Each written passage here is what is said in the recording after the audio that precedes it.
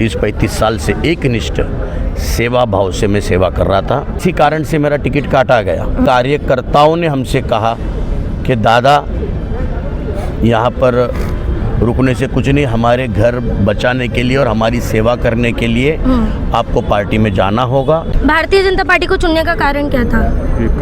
विकास कि ईवीएम हटाओ देश बचाओ, तो अब आप क्या नारा लगाएंगे? अरे मैं तो देखो मैं नारा लगाता ही रहूंगा।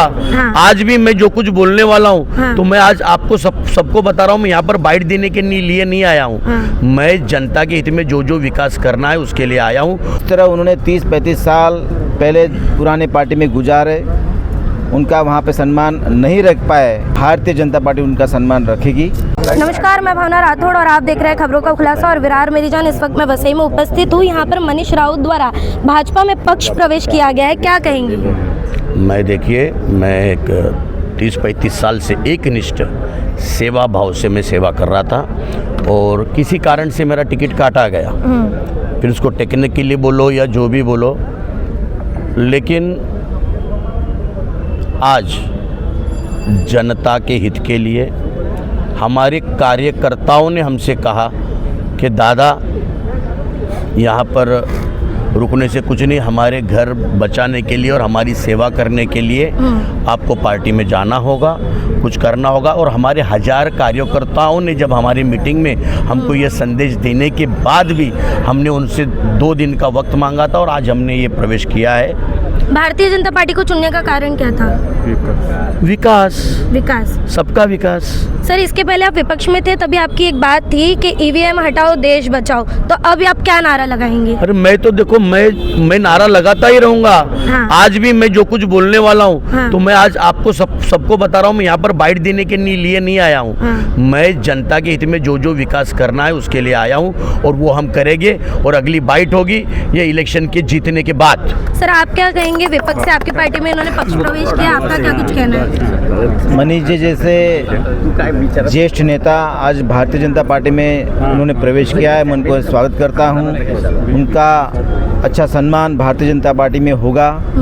जिस तरह से हमारे देश के प्रधानमंत्री नरेंद्र जी मोदी, मुख्यमंत्री देवेंद्र जी एक विजन के साथ काम कर रहे हैं, जनता के विकास के लिए काम कर रहे हैं। और मैं दावे से कह सकता हूँ कि मनीष दादा का वो विकास का विजन पसंद आया।